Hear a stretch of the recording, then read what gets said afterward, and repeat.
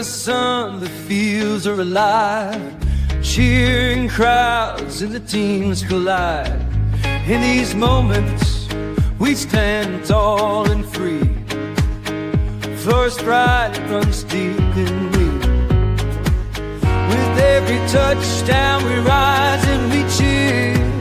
Unity and spirit, the heart will hear. Raise your voices, let's make it loud. In Florida's high schools, we're so damn proud.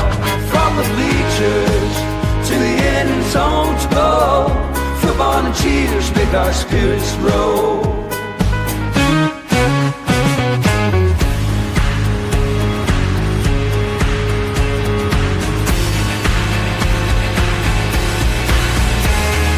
Girls in the game, they're fierce and bright. Flag in hand, they give it their might. From every town they bring their dreams. On this field of gold, nothing's as it seems. Together we shine, together we play. In Florida's heart, we own this day. Raise your voices, let's make it loud. In Florida's high schools, we're so damn proud. From the bleachers to the end zones go, football and cheers make our spirits grow. So here's to the game, we'll rise and stand. Enthralled and feel, radio night band.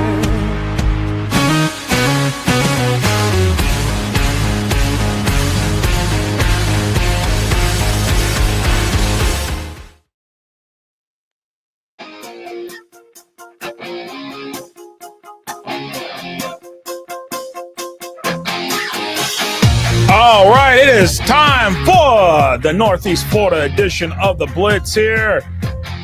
Josh Wilson along with Christopher Lyke here. We welcome you to this edition, show number 4 of the Blitz. By the time we get done tonight, Chris, we will have live streamed 32 shows here in the first 4 weeks of this season.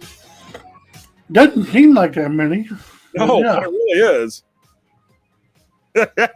Mark Annis says Middleburg is here to class up the joint. Yes.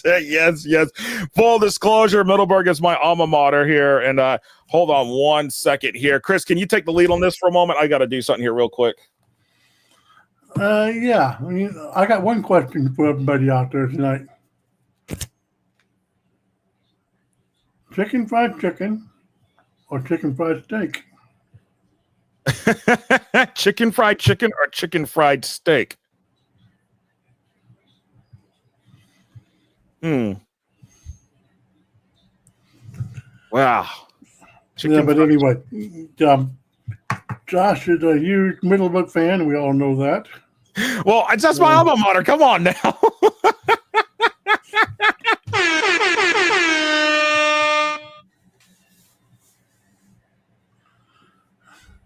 So,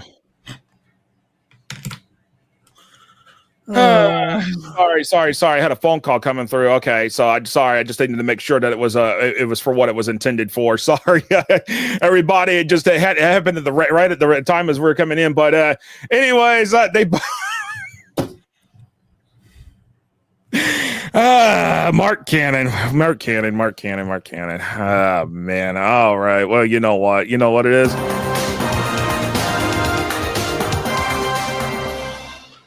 Right. That's the wrong answer, Mark, by the way. Huh? That's the wrong answer, by the way. Oh, jeez. I don't know why Mark's Cannon's second comment didn't show up, but the first one showed up. I don't know what's going on, but there we go. Fried chicken. There's Emery Smith. I love fried chicken. Who do you think has better chicken, KFC or Publix? Give me Publix and Popeyes. KFC out the door.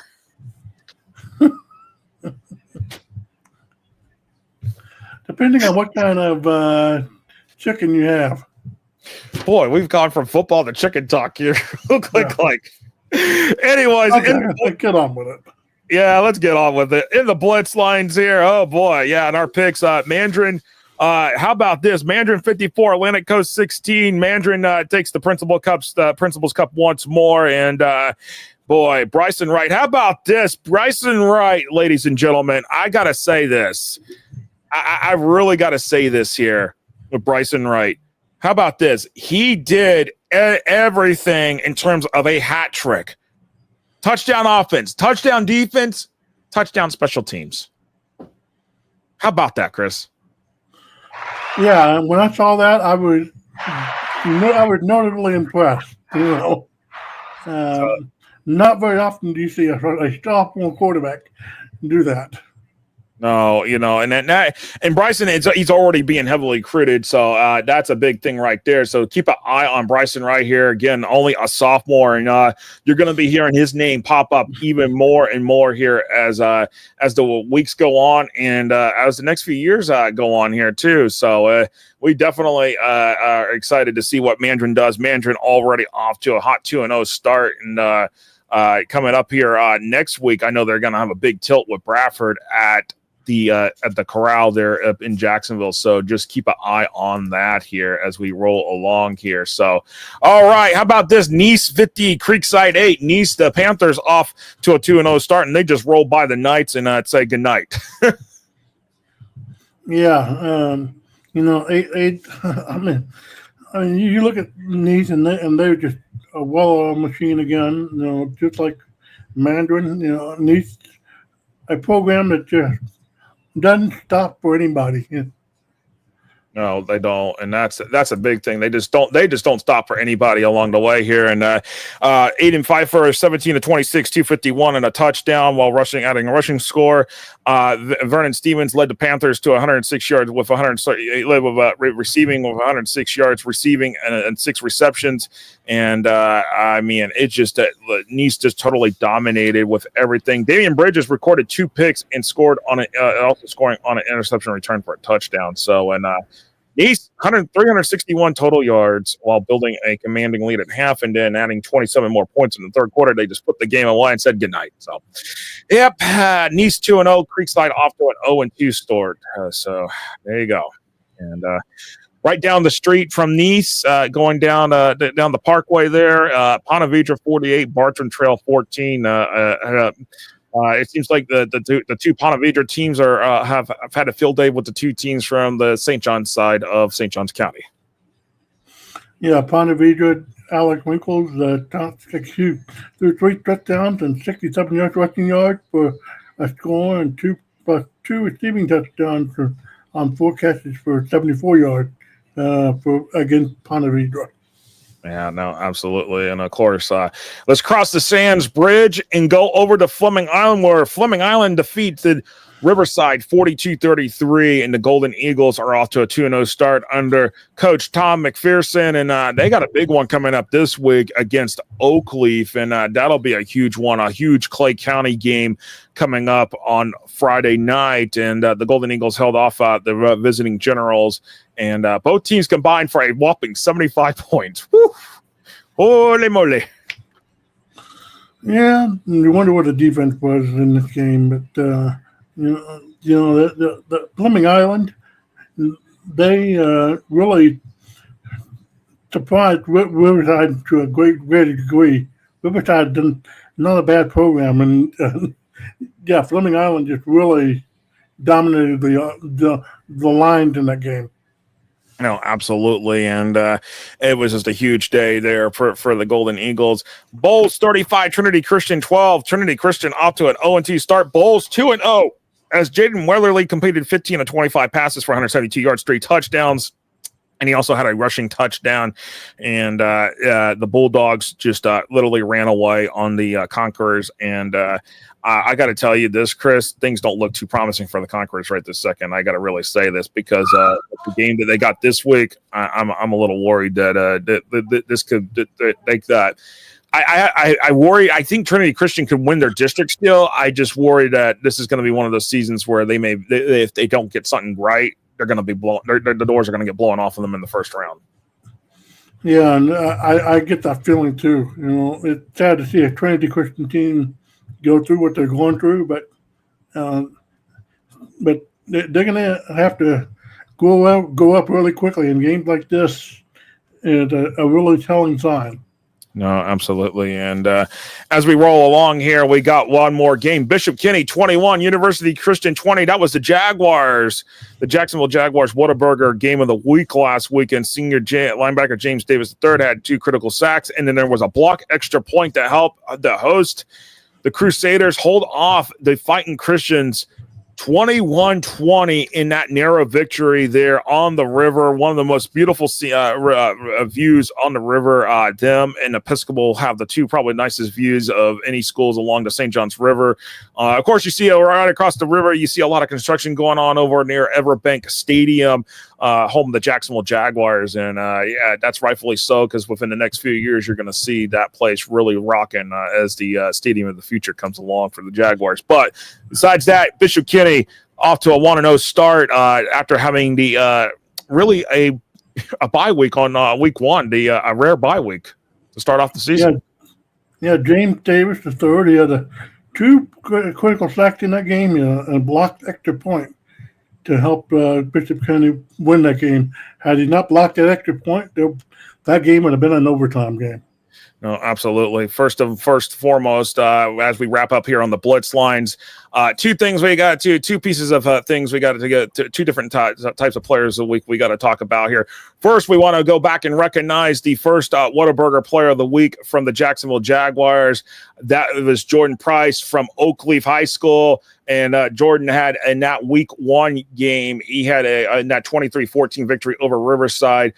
He had a 75-yard punt return touchdown and 2 key interceptions that won the game for Oakleaf in that game opening week 1 there. So we've brought that up there. And then our second part is our first player of the week for week number 1. Defensive end Dominic Swilley from Middleburg is our Northeast Florida player of the week for week number 1. Gosh, man, I'll tell you what, logged 6 tackles, 3 for a loss, 2 sacks, 3 hurries, and a pick 6 in that 58-14 win over West Side. And boy, that started off Middleburg's jump started them real quick, and they got a big win over Northeast Florida North Florida Educational Institute back this past week here. And boy, over 100 points already scored by the Broncos here this season in just the first 2 weeks. Yeah, not only the offense is doing great for Middleburg, the defense is doing great for Middleburg as well. Yeah, it's both sides of the ball, and I love seeing that, Chris. Yeah.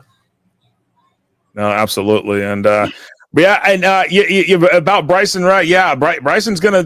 Yeah, we'll talk more about Bryson Wright again next week. So just keep that thought in that situation. Well, without giving away too much here, but anyways, we got to take a quick 2-minute break here, and then we're gonna come back. We're gonna have the Middleburg head coach Ryan Wolfe on here to talk Broncos football. Here, we'll be right back here after this break here on the Northeast Florida edition of the Blitz. We'll be right back right after this.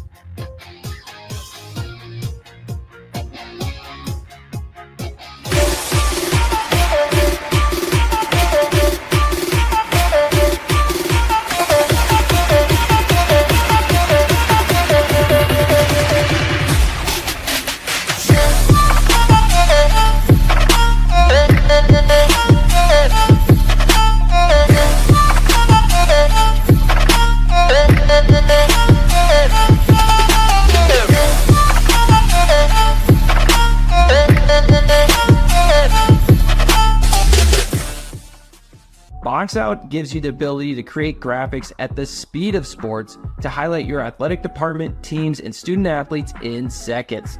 Used and trusted by Notre Dame, Ohio State, UConn, Marquette, Georgetown, and many more of the top college brands in the country. If you want your school's brand to stand out through all the clutter, start your free demo at boxoutsports.com.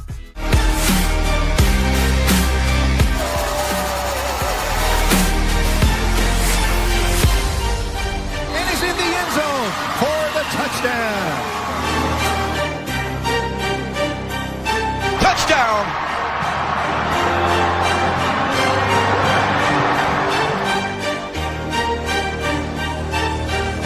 Juggled and caught! I've been thinking about this for a long time. I thought, if that's out there, I want to make sure I see it and I get involved in it, because to me, this was music to my ears. I was blown away.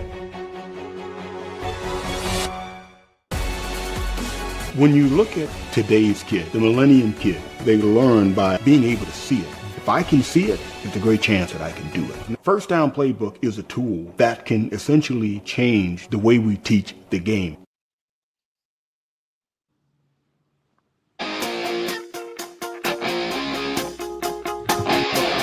All right, welcome back here to the Northeast Florida edition of the Blitz here on FortHSFootball.com and the FortHSFootball.com social media networks. And I get to be it's my great pleasure to introduce the head coach.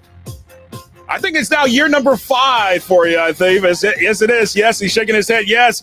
Head coach Ryan Wolfe of the Middleburg Broncos. Yes, to full disclosure, that is my alma mater. It's been 20 years since I last walked the hallways there. But, Coach, I appreciate you taking some time out, and I'm glad you're feeling better and everything. And, man, the Broncos are off to a hot, impressive start here. And I just got to really say, I think it's even better than what I think the start that y'all had last year at this particular point, just based on the amount of points that have been scored so far. I mean, just kind of give us some insights, just what was learned from last year's campaign, that obviously, going through the regular season 7-3 and then getting to the playoffs. But, getting into this season, and it's already off to this hot start to the races.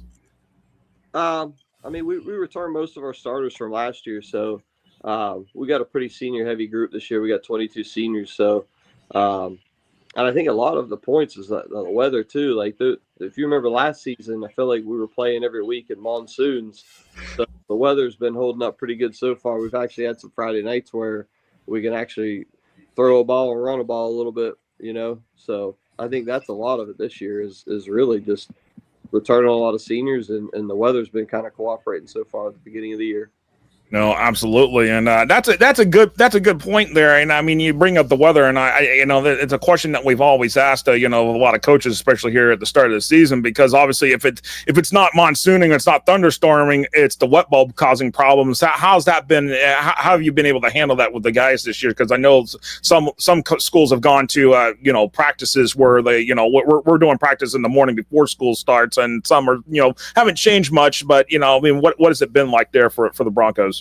No, I mean, you learn to navigate it. There's times where, at the beginning, when fall camp started, we were practicing in the evening. We're going from 6 to 8 to try to beat the wet bulb, and then, we start school too early to practice before school in Clay County, so really have to just kind of navigate it. And if it rains, try to find somewhere indoor to go. So, like I said, I'm sure every coach in the state of Florida has to deal with it. So it's one of those things you kind of figure out on the fly. Coach, you look at the schedule, you have a gauntlet of a district there, Fleming Island, Orange Park, Ponte Vedra, and Beachside.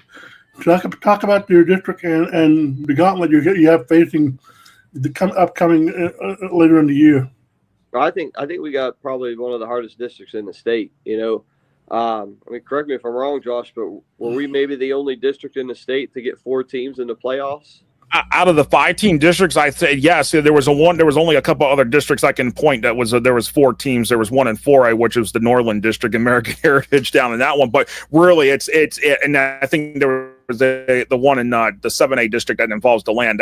They took all 4 teams, but it's harder than people realize that getting 4 teams to go to the playoffs. Yeah. It's hard. I mean, that's what I say.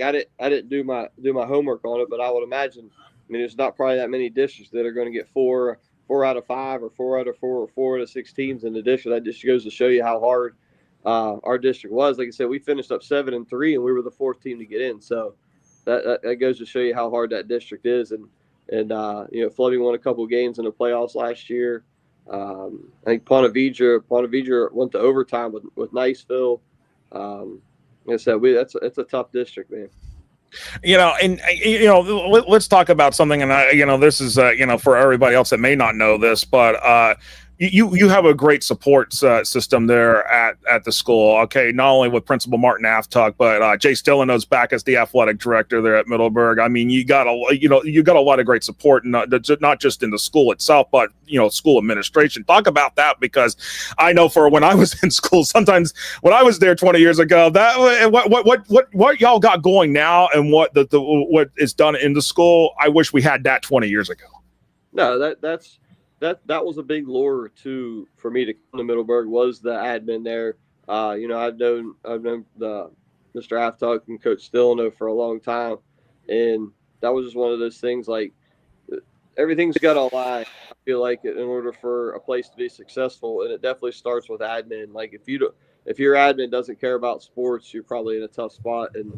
And I know our admin, knows the importance of athletics and what it can do for your school and your student athletes and all that, and the school spirit. And people are proud to come to Middleburg High School now, with not just, not which football is succeeding. We've got softball state title, we got girls weightlifting state title, volleyball state title. We had a girl wrestler get 2-time state champ. So we're kind of thriving at Middleburg High School and in most of our athletic programs. So, but like I said, it all starts at the top. Like, if you don't have admin that care and athletic directors that care, then it's kind of an uphill battle. So that's what makes it great to be at a place like Middleburg. Like, I love it here. Like, I don't see myself being anywhere but Middleburg. Like, I live in Middleburg. My family lives in Middleburg. My son's going to school at Lake Asbury, so he'll be at Middleburg. Like, we're here for the long haul. I built a house right across the street from the school, so we're here till retirement, hopefully.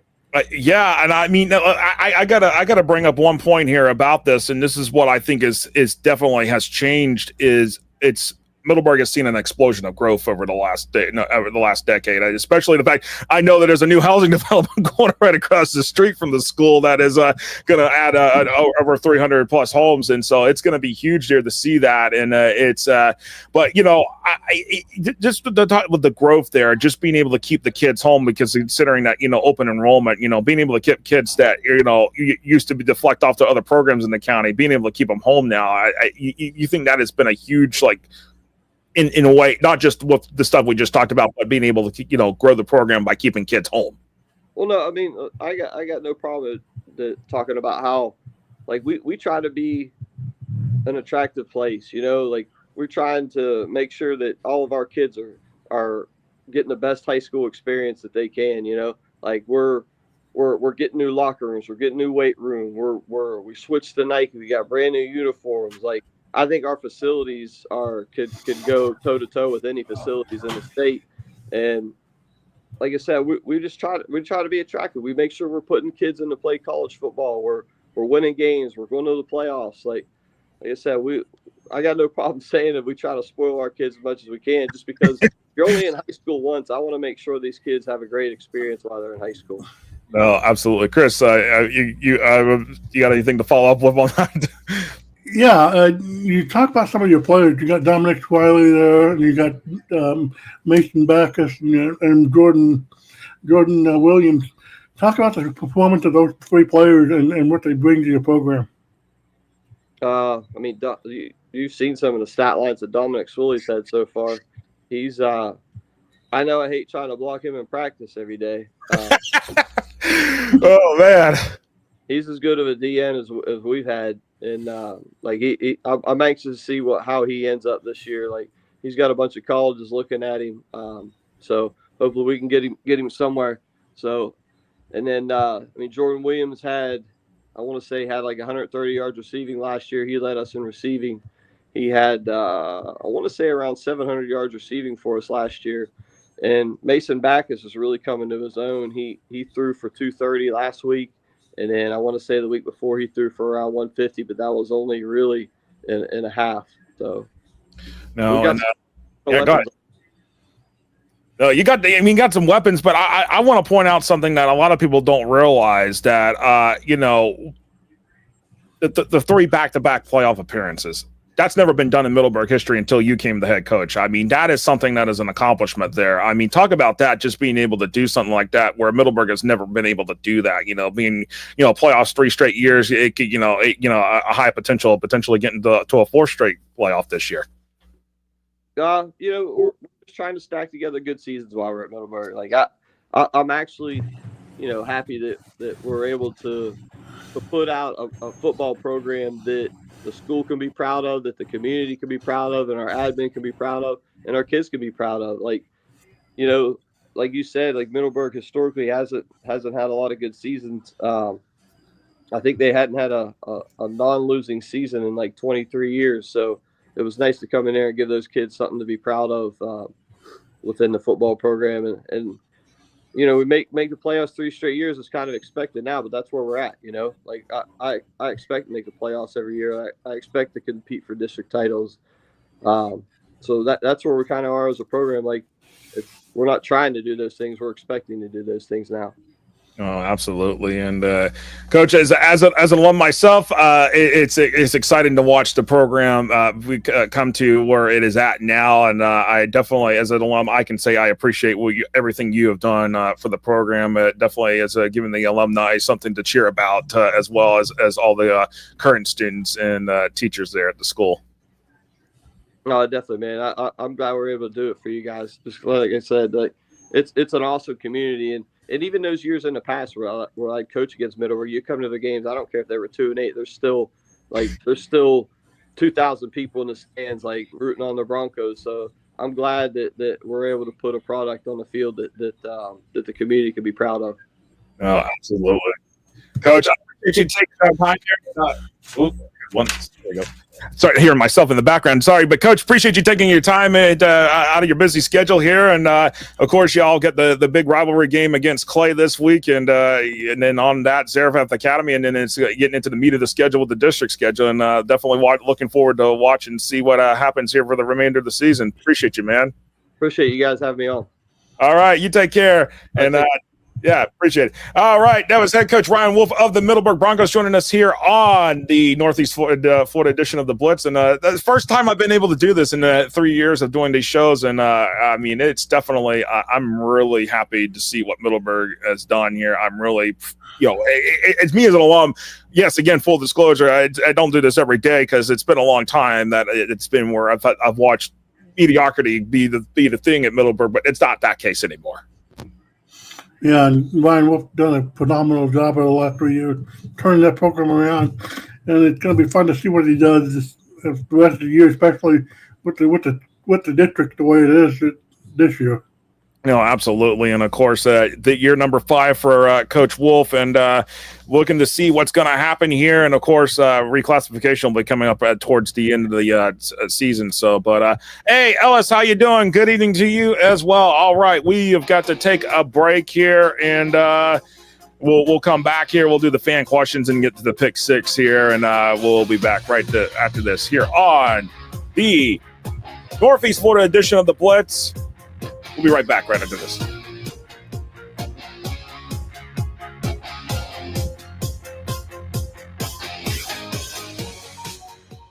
High school sports fans, follow your team live with a free ScoreStream mobile app. Download ScoreStream to get real-time scores, photos, and awesome video. Plus, follow your favorite teams and friends. Get real-time high school sports from ScoreStream. Box Out gives you the ability to create graphics at the speed of sports to highlight your athletic department, teams, and student athletes in seconds. Used and trusted by Notre Dame, Ohio State, UConn, Marquette, Georgetown, and many more of the top college brands in the country. If you want your school's brand to stand out through all the clutter, start your free demo at boxoutsports.com.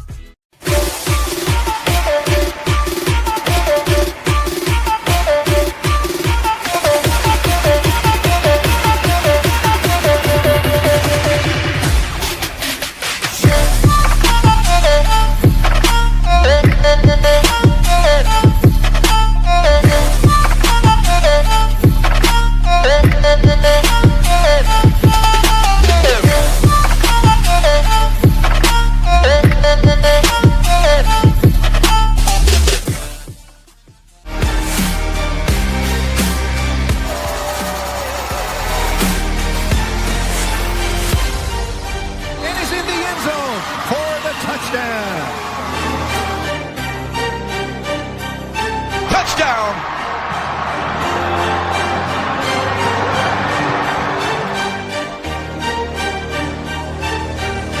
Juggled and caught.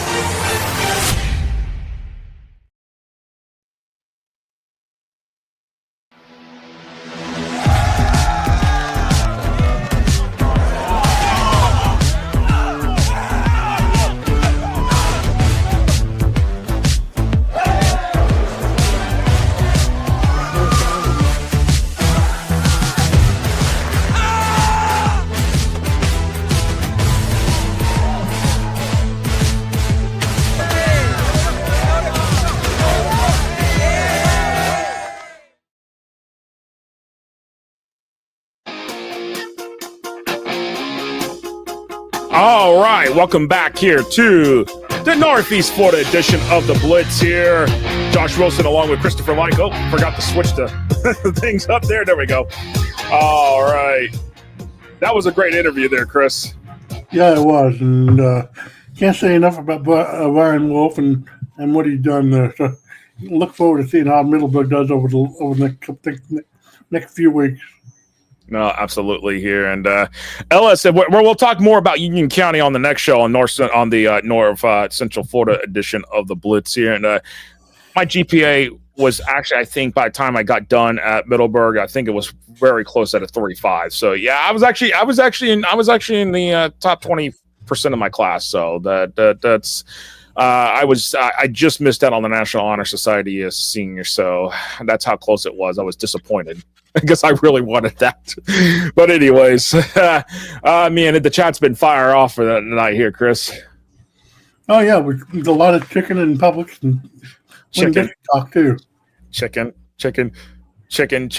but how about some turkey instead?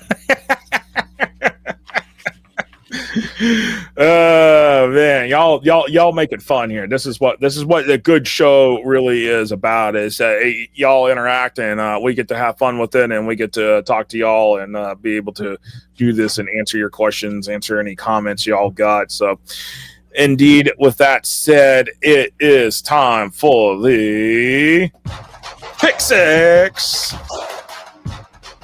6 games, 6 picks, 1 winner. It's time to make our picks for week number 3 here. And first up on the docket, we got Northeast Florida. I had a struggle time with Central Florida. With this one, I didn't have a struggle with Northeast Florida games. And, well, you can see why here coming up here in a moment here as we roll around. Ponte Vedra, 1-1 at Baker County, 1-1. Oh, man. Here we go. To start a slate of some good games here, Chris, to start off week number 3. Yeah, a lot of good games in North Central Florida, in Northeast Florida this week. Yeah. For this one, I was torn, but I think Ponte Vedra is a little bit better than Baker County. Yeah, absolutely. Baker County coming off a 14-0 win over Chiefland. Ponte Vedra coming off that big win over Bartram Trail. Ponte Vedra a 13-point favorite over the Wildcats. Sharks, 87% chance of winning this game. And, yeah, I got to roll Ponte Vedra here, Chris. Yeah, like I said, Ponte Vedra, I think they should be 2-0, but they're 1-1, but yeah, Ponte Vedra is a much better program than Baker County. No, I agree. So, and Reno will take the Sharks as well. All right, to our second game here. It is Tucoy Creek at Bishop Kenny. Tucoy Creek 2-0. Bishop Kenny 1-0. Wow, this is going to be a good dandy on the river. And what does the forecast call for, Chris? Well, here we go. You know, I kind of agree with the forecast, but Tucoy Creek is going to make it a lot closer than it really is. I do think Bishop Kenny is going to come out with a win, but don't count out Tucoy Creek to pull off the upset. Okay. Reno, I know we'll go Bishop Kenny because of based upon what he's told me, but I got to tell y'all something. This is just going to be a game of games. I think Tucoy Creek is a team that's on the rise. They're in an area where a lot of people have moved into, a lot of talent is coming in. The talent, there is a lot of growth with the talent that is there at Decoy Creek, and not saying nothing about Bishop Kenny. Bishop Kenny has got a lot of talent on their side. This is a tough, I'm torn. I'm so torn. I want to take Decoy Creek, but I also want to take Bishop Kenny. You know what? Hold on. Reno had surgery today, actually. So Reno is...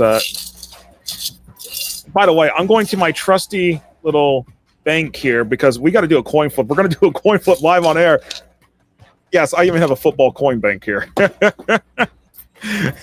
All right. Heads for Decoy Creek, tails for Bishop Kenny. Let's see. It's heads for Decoy Creek. So Decoy Creek it is. Nah, Bishop Kenny. I'm taking Bishop Kenny. I had to have a little fun here. Man. Yeah. Man, oh man. All right. Let's roll along here with our third pick. Yeah. Gosh.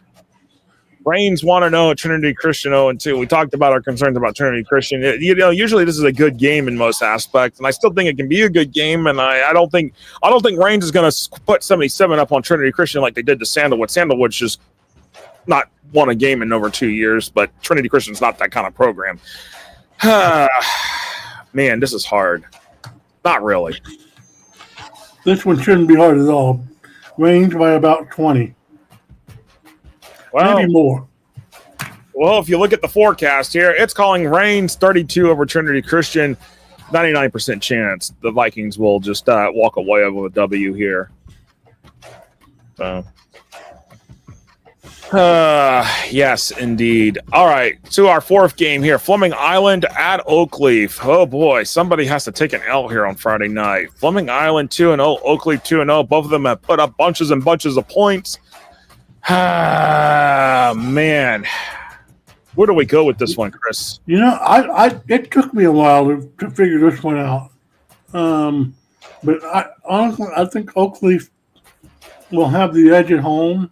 It's going to be a close game. I think this game could be an overtime game. So give me Oakleaf by less than a touchdown.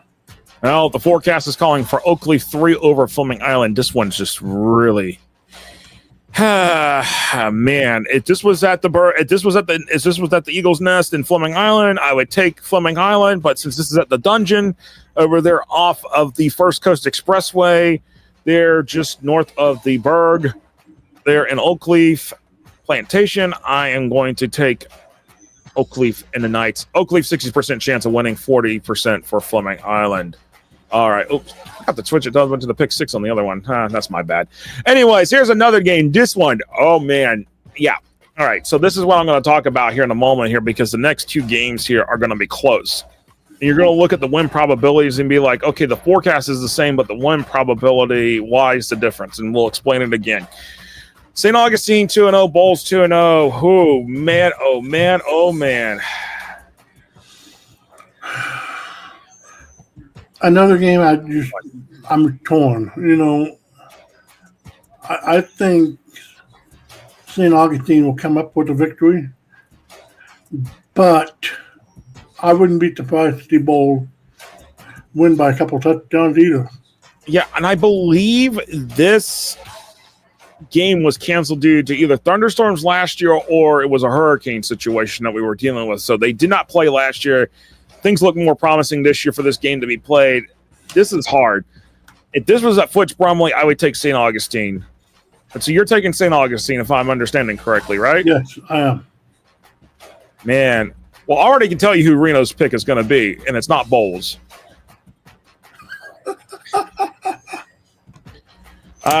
Man, you know what? I'm sorry, but I got to go Bowles here. It's Skinner Barco. I just got to go. I got to go Bowles. Okay, thanks, B.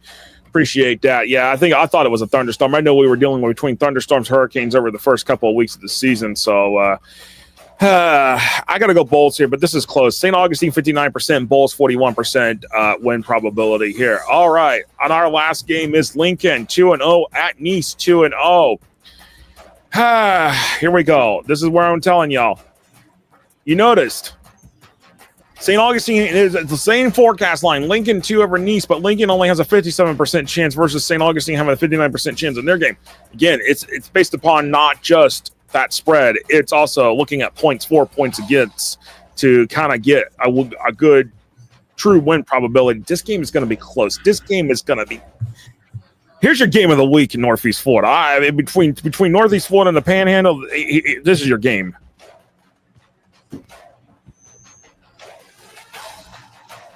Man, Chris, this is hard, right? This one was hard. And I thought when you gave me this game, I was like, good Lord. And I can't really decide. But I got you. So give me Lincoln by a field goal in the last minute. Wow. I'm torn between Nice and Lincoln. But if there's at the end of the day, I got to roll with my gut, and I'm going to say Lincoln here. I think Lincoln has a good chance, but I know it's kind of split here between Nice and Lincoln. Here, Lincoln first time away at home, and then a few favorable calls in the first. You can watch out for Nice, but I mean, this is tough. It's my probability of winning or losing this game is at 50-50 odds here. So, wow. All right. Well, that is the pick six for week number 3 here on the Northeast Florida Blitz. And Chris, any final thoughts here as we wrap this up? Yeah, great interview with Middleburg coach Brian Wolfe. And we also have 2 outstanding games to look for in this region. So, yeah, it's going to be a great week for this region. No, absolutely. All right, coming up on the North Central Florida Blitz, we'll have our interview with Mike Rideout. We did that interview earlier this afternoon with him, and we'll bring that to you on the show here. But we'll be live for the rest parts of the show. But we'll talk more about that as we get ready to go here. North Central Florida edition of the Blitz coming up here in just a few minutes here on FloridaChessFootball.com.